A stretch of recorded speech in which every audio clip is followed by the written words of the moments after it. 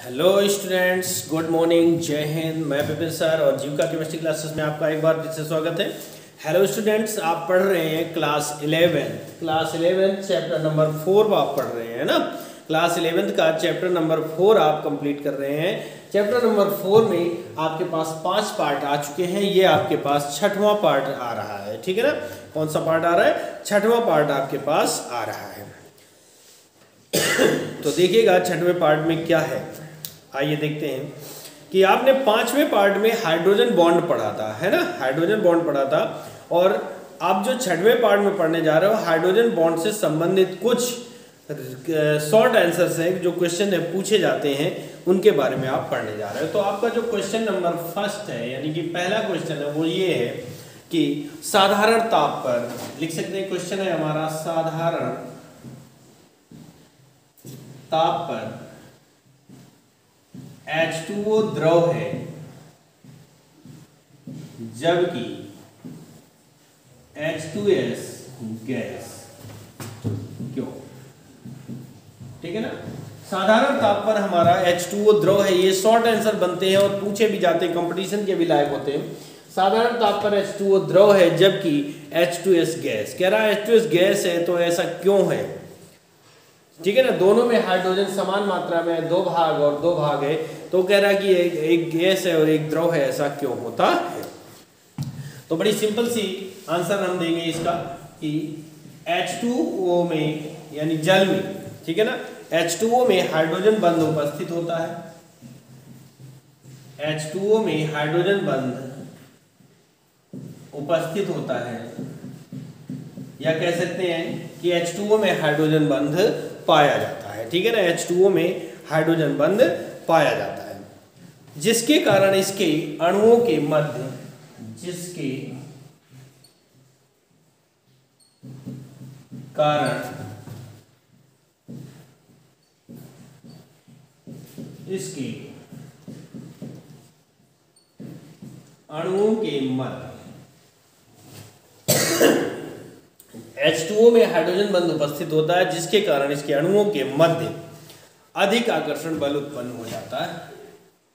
अणुओं के मध्य आकर्षण बल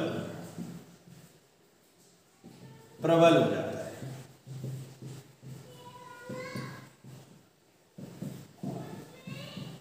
आकर्षण बल क्या हो जाता है? प्रबल हो जाता है, यानी स्ट्रांग हो जाता है, बहुत मजबूत हो जाता है। अर्थात कहते हैं इसके जो अणु हैं आपस में बहुत ही, ठीक है ना, तीव्र आकर्षण बल से या ज्यादा आकर्षण बल से जुड़े होते हैं। फलस्वरूप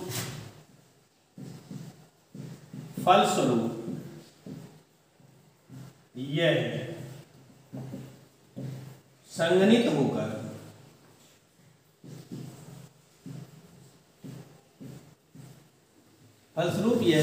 होकर द्रव अवस्था में परिवर्तित हो जाता है। ठीक है ना। फलस्वरूप यह संघनित होकर द्रव अवस्था में परिवर्तित, लिख दें या लिख सकते हैं द्रव अवस्था में रहता है। ठीक है ना। जबकि H2S में, आगे लिख सकते हैं, जबकि H2S में हाइड्रोजन बंध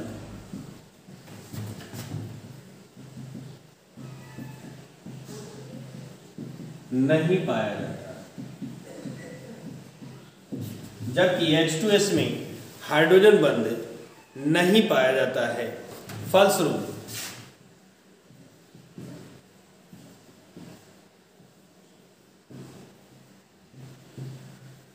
इसके अणुओं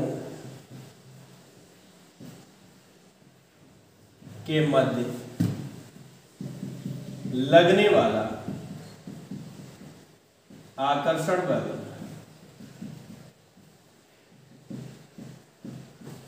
दुर्बल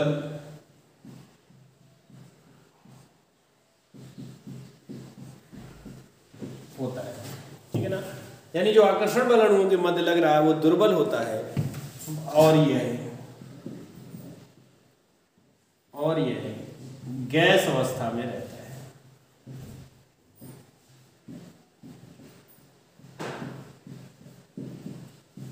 और ये गैस अवस्था में रहता है। आया बात समझ में कि नहीं? और यह गैस अवस्था में रहता है। क्लियर हुई बात कि H2O में हाइड्रोजन बंध उपस्थित होता है जिसके कारण अणुओं के मध्य आकर्षण बल प्रबल हो जाता है और ये संघनित होकर द्रव अवस्था को छोड़ नहीं पाता, जबकि H2S में हाइड्रोजन बंध नहीं पाया जाता। फलस्वरूप इसके अणुओं के बीच जो आकर्षण बल होता है वो दुर्बल हो जाता है, कम होता है, ठीक है ना, इसलिए ये गैस अवस्था में ही रहता है।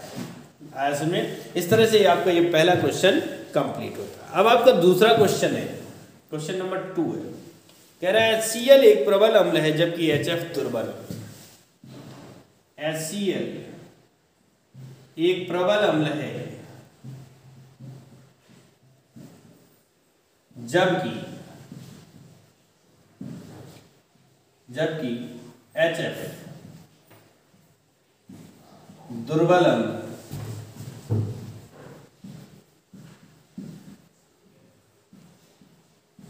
दुर्बल अम्ल है क्यों? ठीक है भाई, क्या कह रहा है? Cl एक प्रबल अम्ल है जबकि HF जो है वो एक दुर्बल अम्ल है। कह रहा है ऐसा क्यों होता है? तो देखिए आंसर लिखना है इसका। आंसर की बात करते हैं, ठीक है ना। क्या है आंसर? कि HCl में हाइड्रोजन बंध नहीं पाया जाता। HCl में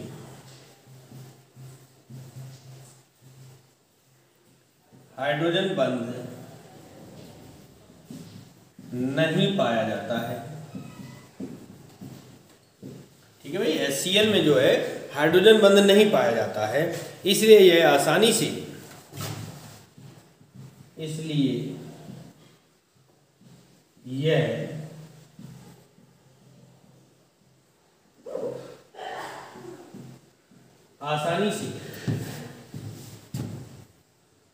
हाइड्रोजन आयन का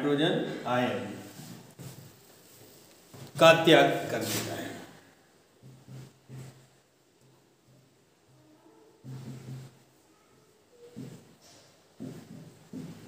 हाइड्रोजन आयन का त्याग कर देता है। कह रहे हैं HCl में हाइड्रोजन बंध नहीं पाया जाता, इसलिए यह आसानी से हाइड्रोजन आयन का त्याग कर देता है, ठीक है ना।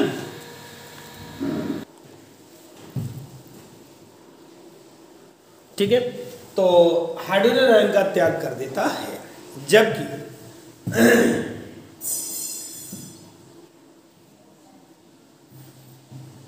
HF में हाइड्रोजन बंध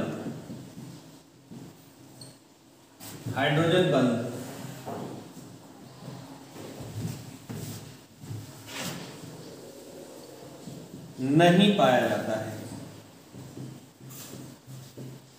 जबकि HF में हाइड्रोजन बंध नहीं पाया जाता है, ठीक है ना। इसलिए यह आसानी से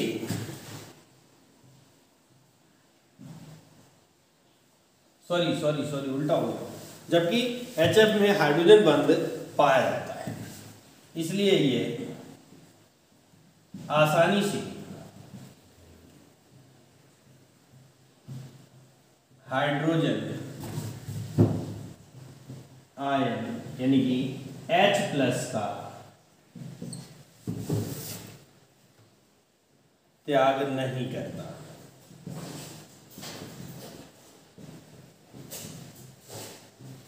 H+ आयन का त्याग नहीं करता, ठीक है ना। हाइड्रोजन अब क्या करें? देखिए HCl में हाइड्रोजन बंध नहीं पाया जाता है तो उसके अणु जो हैं दुर्बल आकर्षण बल से जुड़े होते हैं, जबकि HF में हाइड्रोजन बंध पाया जाता है तो ये प्रबल आकर्षण बल से आपस में जुड़े होते हैं, ठीक है ना। इसलिए HCl सीधी सी बात है, आर्रेनियस और ब्रांस्टन-डॉरी ने क्या बताया था कि जो पदार्थ हाइड्रोजन आयन का त्याग कर देंगे वो अम्ल होंगे, जो नहीं त्यागेंगे वो अम्ल नहीं होंगे। तो इसी आधार पर कह सकते हैं, इसलिए HCl प्रबल अम्ल है जबकि HF दुर्बल अम्ल, ठीक है ना। HCl एक प्रबल अम्ल है जबकि HF एक दुर्बल अम्ल होता है, ठीक है ना। क्लियर हुई बात? ये तो ये हमारे 2 क्वेश्चन कंप्लीट हो गए और अब अगला क्वेश्चन है हमारा, इसको हम साफ कर देते हैं।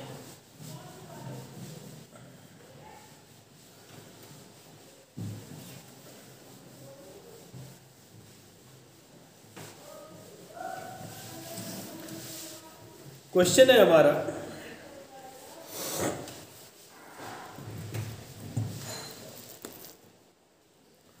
देखिए हमारा जो क्वेश्चन है, क्वेश्चन नंबर जो 3 है वो क्या कह रहा है कि NH3 यानी अमोनिया का क्वथनांक, NH3 यानी कि अमोनिया अर्थात अमोनिया का क्वथनांक pH 3 से अधिक होता है। क्यों? कह रहा है अमोनिया का क्वथनांक pH 3 से अधिक होता है, ऐसा क्यों होता है? ठीक है ना। तो आइए हम इसको समझाते हैं पहले कि नाइट्रोजन का परमाणु क्रमांक 7 होता है, विन्यास करेंगे तो 2,5 होगा, और फास्फोरस का परमाणु क्रमांक 15 होता है, 2, 8, 5 होता है ना। इसमें 2 कक्षाएं हैं यानी इसका आकार छोटा है, और इसमें 3 कक्षाएं हैं यानी इसका आकार क्या होगा? बड़ा। ठीक है ना। इसका अगर विन्यास करें तो क्या होगा? 1s2 2s2 2p6 है ना, और इसका 2p3, और इसका अगर विन्यास करें तो 1s2 2s2 2p6 3s2 and then 3p3, ऐसा होगा, है ना। ऐसा विन्यास होता है। तो इसमें हम क्या लिख सकते हैं, आइए देखते हैं कि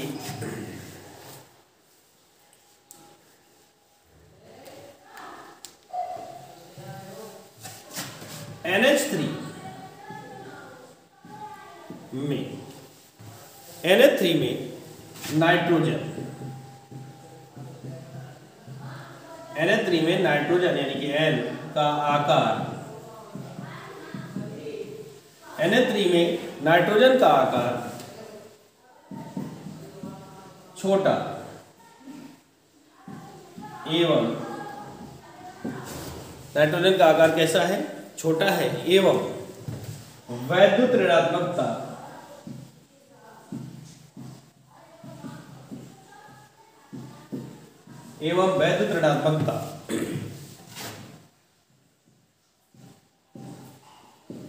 अधिक होने के कारण, NH3 में नाइट्रोजन का आकार छोटा एवं वैद्युत ऋणात्मकता क्या होती है? इलेक्ट्रॉन ग्रहण करने की कैपेसिटी यानी क्षमता अधिक होने के कारण अमोनिया यानी अमोनिया मतलब NH3, अमोनिया NH3 में हाइड्रोजन बंध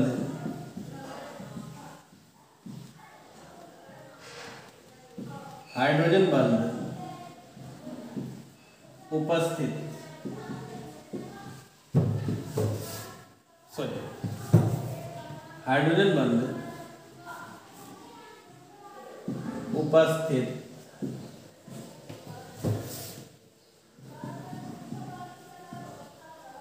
होता है। ठीक है ना। नाइट्रोजन, अमोनिया में नाइट्रोजन का आकार छोटा है एवं वैद्युत ऋणात्मकता अधिक यानी इलेक्ट्रॉन ग्रहण करने की क्षमता के अधिक होने के कारण NH3 में यानी अमोनिया में हाइड्रोजन बंध पाया जाता है अर्थात उपस्थित होता है। ठीक है। जबकि नहीं, जिसे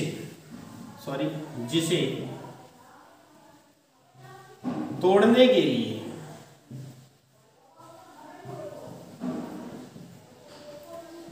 लिए अधिक ऊर्जा की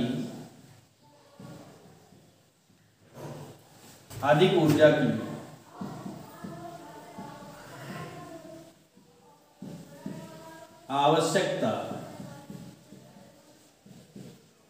होती है। अमोनिया में नाइट्रोजन का आकार छोटा एवं वैद्युत ऋणात्मकता अधिक होने के कारण अमोनिया में हाइड्रोजन बंध उपस्थित होता है जिसे तोड़ने के लिए अधिक ऊर्जा की आवश्यकता होती है। जबकि pH3 का नाम क्या होता है भैया? फास्फीन है। ठीक है ना। जबकि pH3 में P यानी फास्फोरस का आकार बड़ा एवं कम विद्युत ऋणात्मकता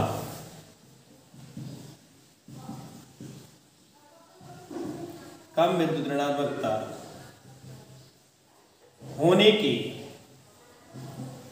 कारण, ठीक है ना, कम विद्युत ऋणात्मकता होने के कारण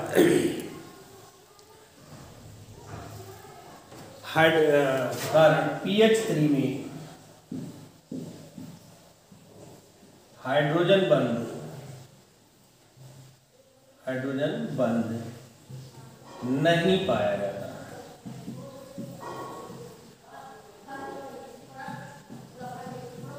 हाइड्रोजन बंध नहीं पाया जाता है, ठीक है ना।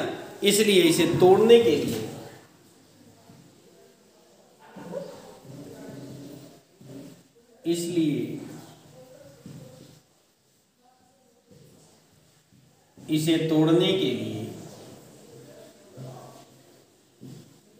कम ऊर्जा की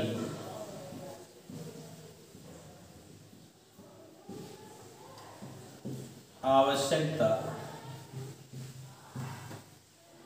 होती है, ठीक है ना, कम ऊर्जा की आवश्यकता होती है। क्यों? क्योंकि इसमें हाइड्रोजन बंध नहीं है, अर्थात इसके अणु दुर्बल बंध से जुड़े होते हैं जिन्हें तोड़ने के लिए कम ऊर्जा की आवश्यकता होती है। इसलिए हम कह सकते हैं, क्या कह सकते हैं कि इसलिए NH3 का क्वथनांक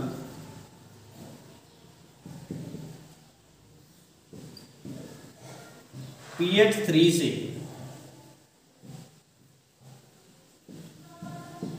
अधिक होता है। इसलिए NH3 का क्वथनांक जो है वो pH3 से अधिक होता है। समझ में आया बात? NH3 का क्वथनांक pH3 से अधिक होता है। आया समझ में? तो इस तरह